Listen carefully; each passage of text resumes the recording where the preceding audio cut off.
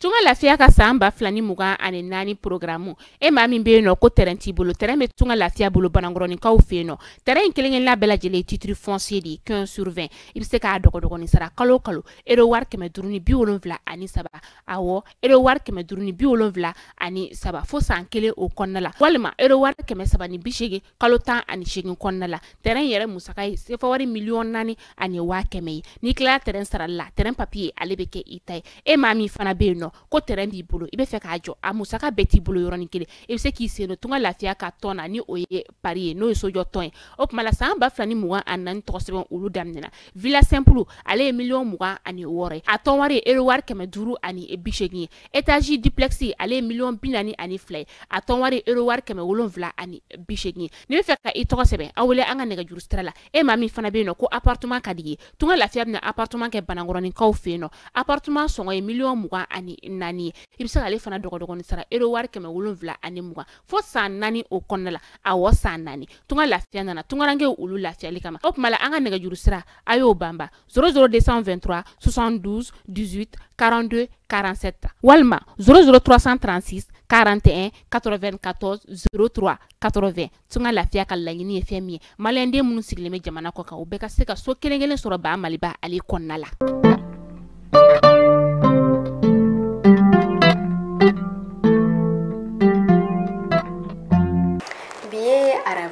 Desembre kalo kile mugan samba fla ani mugan saba o bismillah mali kuna foni jabarani ka bamana kan kuna foni keneka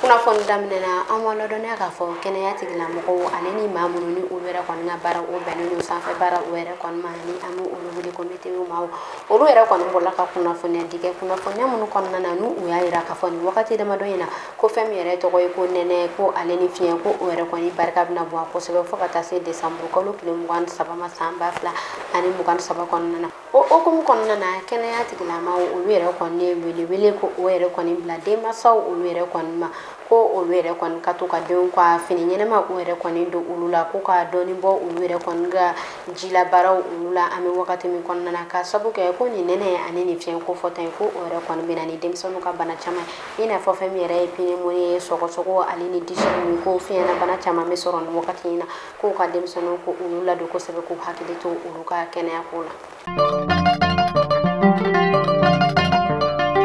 Swala bayaya aidarani aliyere mali karamogo baye kuna fone o bola ka ira ka fo kunu tarata du décembre ko loklitan kono to samba fla ani mugan saba kono na ko fanga tigila mogo olu yere kon ni tige dake aliyere kon ka katani aliyere beji kono na bi araba do décembre ko loklim mugan samba fla ani mugan saba kono na ne ka kanyetan kene wati tanga binani kono na kuna fone o ira ka fo ko swala bayaya aidara ko aliyere kon tala kasobumbala ira la ka fo swala bayaya aliyere kon ni do bla jamu ne rekon kon nana ko alere kon ni kuma do ko ulu soro ka fo kuma mununi ulu yere kon make fanga tigila mo ulu yere kon fele o kum de kon nana ayira la ka fo ko tigeda o re kon kela shwala bayaya kan o temene ko fe shwala bayaya alere kon kan baga jonjon ulu yere kon ni blika joke kata fo beji o re kon na kata u ka nganna ulu yere kon ira femi ulu yere kon na kanu u ka karamo o yoro utala kata uere kwa ngani ya ira uere kwa nke ka marché belebele kai ka bo beji uere kwa na ku ukunshi ka sobomba ma uere kwa nitemene ko fo uklala ku ukunshi ukasiezima uere kwa nyukuma chama fo kanu baka jonjo nunu angaje anguluka kumala menyo konfe anga karamogo soutenir mais kuma foi tambula manga karamogo ko ordre de kono nale ko anga mun ke drambo de ke kuma foi te an sigime dro ka le de lame na ko ayi ni ke sa sambo de ke kuma foi tambolo note wala mali karamogo bebe nyon kalama ka damina kay fo kidal mali karamogo bebe nyon kalama wa mali karamogo bebe nyon fe a be bolo dile do nyoma wala niko antisega sigika laje mais amba ale ka hakilla ko nale ko anga mun ke drambo de ke shwala rema ni shwala e deso mun dama kango kamoro ko nu me dine joro de la donc ala kira tienta baga de nu o de la kunu an muso ne be kuma kerengene ala muso islamé muso bela jelen de togola an karamugo an an nyamgo o de be fanga bolo bi islamé muso shite se ka sunongo atanya an nyamgo bu bolo ame fanga de deli kada ka kurane sharia n'olu ka article tɛ kelen ye n'o sɔrɔ kelen do k'an karamɔgɔ minɛ k'a ye min kɛ n'a ni fanga ta tɛ bɛn an bɛ yafa deliw ye parce que fanga ta ni ala ta tɛ bɛn dɔnnibaga filɛ nin ye ni ko min bɛ jamana kɔnɔ wagati min na i b'i ka kutuba k'o de kan i b'i ka dɔnniya boli o de kan mais n'o y'a sɔrɔ an karamɔgɔ kelen do ka don u gasi de la walima n'a ye ko fɔ min tɛ bɛn olu ko da de yɛlɛlen do karamɔgɔw ni fanga ni ɲɔgɔn cɛ donc an k'a kɛ sigi ka kuma ye an b'a ɲini fanga fɛ an b'u deli de u k'a kɛ ala kama an ka seku de b'u bolo an ɲɛmɔgɔ de b'u bolo an b'u deli muso bɛɛ lajɛlen anw sira an ɲɛ de la denmisɛnninw bɛɛ lajɛlen an b'an ɲɛ de la an bɛ fanga deli u k'a kɛ ala kama u y'an karamɔgɔ minɛ bonya de kɔnɔ ka na u m'an dɔgɔya u nana u bɛna ɲininka bonya de kɔnɔ an b'a ɲini u fɛ ala ni ala kira kama u k'an karamɔgɔ fana lasegin an ma bonya kɔnɔna na ni y'an ka laɲini de ye an t'u dɔgɔya a bɛ komi an y'an yɛrɛ de dɔgɔya an tɛ fitinɛ fɛ mali la maliden bɛɛ hakilina de ye mali ka da mali tɛ se ka da nin cogoya la an b'u deli ala a n'a kira kama u k'an karamɔgɔ d'a ma an ka segin n'a ye an tɛ kɛlɛ kɔ an tɛ wɔyɔ kɔ an b'o de ɲini u fɛ ala a n'a kira kama assalamu alaikum wa rahmatulahi wa barakatuh. Sariya ye sariya de ye mais ne ma dɔ wɛrɛ fɔ ne k'o de n ko kurantigɛ ne y'o de fɔ n k'a lajɛ ma ninkɛ ma dɔgɔya ma kɛ n ko kurantigɛ n k'a lajɛ u ka kuran di maliyɛnw ma n ko guerre bɛ kɛ wa kuran bɛ di wa guerre kɛra fɛnɛ ne bolo an y'o foli kɛ o mais ni jamana kɛra ta ko mɔgɔ tɛ se ka kuma karamɔgɔ yɛrɛ tɛ se ka lajili kɛ tugun ni jamana kɛra ten k'i bɛ wele biji la donc an bɛ saya préféré n'o o jamana sugu ye voilà an bɛ kaso préféré n'o jamana sugu ye donc n bɛna bɛɛ kunnafoni ma mɔgɔ faga ka bɔ ala k'an da ma mɔgɔ ka wari du na kɛra an nɔfɛ de ko n ko maliyɛnw ka hakɛ ka d'u ma an y'o fɔ IBK ye yan an y'o fɔ ATT ye yan ne delila k'a fɔ ATT n ko ATT a fɔ i furumuso ye a k'a kun datugu ne y'o fɔ yan nɔ ATT ma fɛn fɔ ne y'o la ne y'a fɔ IBK ye n ko IBK i tɛ fantanw fɛ fantanw dɛmɛ IBK y'anw lamɛn mais n'a fɔra ninnu minnu y'an filanw n'an dɔgɔninw ye k'an tɛ se k'an nɛn ta ka da ko kaso o la i komi ne tɛ mɔgɔ kelen ye o kaso tɛ problème ne kumana jama de tɔgɔ la wa ne ma dɔ wɛrɛ fɔ kuranko kɔ. TNPM ale yɛrɛ kɔni kɔnɔna na baara ninnu o yɛrɛ kɔni kun yamaruya talen don ko de an ka ministre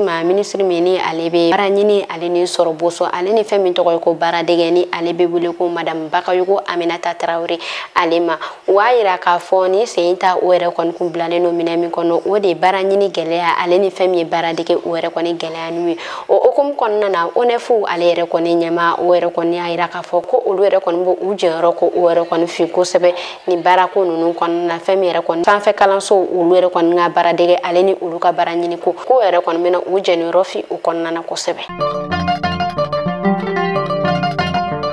Sijo Tamani ni ale yɛrɛ kɔni ye an ka kunnafoniya so dɔ ye ale yɛrɛ kɔni bɔla kunun tarata dun décembre kalo tile 19 san 2023 kɔnɔna na sɔgɔmada yan fan fɛ ka a ka journée culturelle ko o yɛrɛ kɔni lakuraya o hukumu kɔnɔna na u y'a yira k'a fɔ fɛn min yɛrɛ kɔni ye an ka ladalafɛnw ye o ye ba ko o yɛrɛ kɔni dɔw la ka nafa ko o yɛrɛ kɔni dɔw la ni u yɛrɛ kɔni ye o yɛrɛ kɔni ka fini dotɔ ka nin don kɔfɔtɔ in na ni an ka ladalafiniw ye ka o nafa ko o yɛrɛ yirana kosɛbɛ.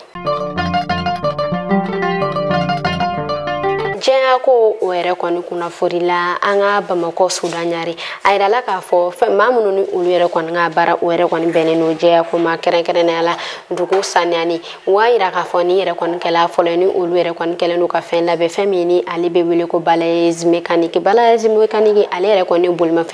bolimafɛn min ni a yirala k'a fɔ ko furannaw o yɛrɛ kɔni sɔrɔla minnu yɛrɛ ni olu yɛrɛ kɔni bɛ to boli o yɛrɛ kɔni na ka to ka yɔrɔ ko o yɛrɛ kɔni furan o senfɛ o hukumu kɔnɔna na Ali Isa ale n'a ka marabolo maaw olu yɛrɛ kɔni bɔla ka yala minnu kɔnɔna na ni o yɛrɛ kɔni an ka Bamakɔ Sudanɲari ko o yɛrɛ kɔni yɔrɔ caman ko o yɛrɛ kɔni furan balayage mécanique ni olu yɛrɛ kɔni kɛla a sababu ɲuman ni yɔrɔ kɔni kɛla nisɔndiya ani bonya ni karamaba ye dugudenw ma ka sabu kɛ ni yɛrɛ kɔni bɛna to maa minnu ni olu yɛrɛ kɔni ka baara bɛnnen don yɔrɔ lajɛli ma o yɛrɛ kɔni bɛna dɔ bɔ olu ka sɛgɛn na kosɛbɛ. An bɛ taa an ka jamana ale yɛrɛ kɔni kɔrɔ yan fanfɛ tɛnɛn tɛmɛnen décembre kalo tile 18 san 2023 kɔnɔna na kunnafoniyaw olu yɛrɛ kɔni bɔla k'a yira k'a fɔ ko an ka fanga tigilamɔgɔ olu yɛrɛ kɔni bulikajɔ o yɛrɛ kɔni kɛ kɛrɛnkɛrɛnnenya la an ka marabolo min ni ale yɛrɛ kɔni bɛ Gatilulu o yɛrɛ kɔni commune kɔnɔna na o b'a yira k'a fɔ an ka fanga tigilamɔgɔ o yɛrɛ kɔni ni banbagaci olu yɛrɛ kɔni karila ɲɔgɔn na kosɛbɛ min yɛrɛ kɔni kɛla sababu ye k'a to banbagaci 11 ko o yɛrɛ kɔni bɔnɛna ani n'a kara ɲɔgɔn na ye o yɛrɛ kɔni kɔnɔna na o tɛmɛnen kɔfɛ o b'a yira k'a fɔ ko u yɛrɛ kɔni ka moto 12 ɲɔgɔn ko ani u ka mobili min bɛ yen nɔ ni ale bɛ wele ko Hilux ko o yɛrɛ kɔni sɔrɔla o kɔ ani u ka arajo taliki wali ko olu yɛrɛ kɔni caman ko u yɛrɛ kɔni olu yɛrɛ kɔni tɔmɔ u yɛrɛ kɔni kɔ. An bɛ taa vacances ye a yirala k'a fɔ nin yɛrɛ wagati damadɔ in na fɛn min yɛrɛ olu ka minɛw ye minɛn minnu ni adamadenya o yɛrɛ kɔni tɛ taa minɛn minnu kɔ ko olu yɛrɛ kɔni sɔngɔ ko o gɛlɛyalen don kosɛbɛ olu ka marabolo kɔnɔna na o y'a yira k'a fɔ ko essence ale yɛrɛ litiri 1 ni o tun bɛ sɔrɔ olu fɛ yen nɔ 130 la ko an bɛ wagati min na i n'a fɔ sisan nɔ ko o yɛrɛ kɔni sɔngɔ ko o yɛlɛla ka taa se fɔ 300 ɲɔgɔn kɔ ma o hukumu kɔnɔna na a yirala k'a fɔ vacances ale ni Bandiagara bolimafɛn minnu kɔni tun bɛ don ka bɔ o yɛrɛ kɔni kɛ yen nɔ minnu tun bɛ ni minɛn ninnu yɛrɛ kɔni ta ko ni o yɛrɛ kɔni tigɛlen don ko o de bɛ ka kɛ sababu ye k'a to ko fɛn ninnu olu yɛrɛ kɔni sɔngɔ bɛ ka gɛlɛya o yɛrɛ kɔni welewele o yɛrɛ kɔni bila fanga tigilamɔgɔw ma walasa fɛɛrɛ o bɛ se ka sɔrɔ nin ko in na cogoya min na olu bɛ se ka to ka u ka baaraw olu yɛrɛ kɔni kɛ fɛnw ko olu yɛrɛ kɔni sɔrɔ sɔngɔ cɛnni na. An bɛ taa an ka jamana kɔkan kibaru la kɛrɛnkɛrɛnnenya la Burkina a yirala k'a fɔ Burkina jamana ɲɛmɔgɔ capitaine Ibrahim Traoré ko ale yɛrɛ kɔni yɛlɛma o yɛrɛ kɔni don a ka gouvernement o yɛrɛ kɔni baara kɔnɔna na o hukumu kɔnɔna na a yirala k'a fɔ fɛn min yɛrɛ ye madame Olivia Wurumba ye ni ale yɛrɛ kɔni ni Burkina ale yɛrɛ kɔni kɔkan kibaru kɔkan ko o yɛrɛ kɔni ministre a yirala k'a fɔ ale yɛrɛ tun bɛ jɔyɔrɔ in na kabi marisi kalo la san 2022 kɔnɔna na o hukumu kɔnɔna na kunnafoniyaw yɛrɛ y'a yira k'a fɔ ko ale yɛrɛ kɔni jɔyɔrɔ o yɛrɛ kɔni dila maa min ma o de ye Jean Pierre Marie Traoré. Ni de kun bɛ dansigi kɛ bi kunnafoni na maa min ale yɛrɛ kɔni ka foli b'an bolo o de ye Amidou Guindo ye Amidou Guindo ale yɛrɛ kɔni sigiyɔrɔ o yɛrɛ kɔni bɛnnen don Côte d'Ivoire sugu belebeleba in kɔnɔna ma ale ka baara o yɛrɛ bɛnnen don min ma o de ye tigɛdɛgɛ cɛɲumanninw olu feereli ye Amidou Guindo a y'a yira k'a fɔ ale yɛrɛ kɔni ka tigɛdɛgɛ o yɛrɛ kɔni bɛ sɔrɔ Côte d'Ivoire fan 14 bɛɛ lajɛlen na wa ko ni e maa o maa ni i mago b'a la kɔkan na Côte d'Ivoire kɔkan na farafinna bɛɛ ko ale yɛrɛ kɔni ka tigɛdɛgɛ a yɛrɛ kɔni bɛ se ka se yen nɔ an bɛ foli belebeleba di Amidou Guindo ma yan nɔ fɔ Côte d'Ivoire ka Côte d'Ivoire ka bɛɛ lajɛlen ko o fo Amidou Guindo tɔgɔ la ko halisa ala ka sugu ja ala ka kanu to o tɛmɛnen kɔfɛ an bɛna foli belebeleba an b'o di maa min ma o de ye Musa Jara ye ka bɔ yan nɔ fɔ Sénégal an bɛ Musa Jara ale n'a a ka denbaya bɛɛ lajɛlen fo ka Sénégal bɛɛ ko o yɛrɛ kɔni fɔ Musa Jara tɔgɔ la ni e maa o maa n'i bɛ fɛ i ka foli o yɛrɛ kɔni ka kɛ i n'a fɔ nin maa ninnu ta yɔrɔ n'i bɛ fɛ i ka foli ka kɛ n'i bɛ fɛ i ka feere o yɛrɛ kɔni ka kɛ Mali kunnafoni ale yɛrɛ kɔni kɛlen don ko o bila promo la ni san yɛlɛma o yɛrɛ kɔni na n'i bɛ fɛ i ka foli ka kɛ i b'an wele numéro damadɔ in na 75 71 50 31 ni de tun bɛ dansigi kɛ bi kunnafoni na aw k'an bɛɛ siɲɛ wɛrɛ.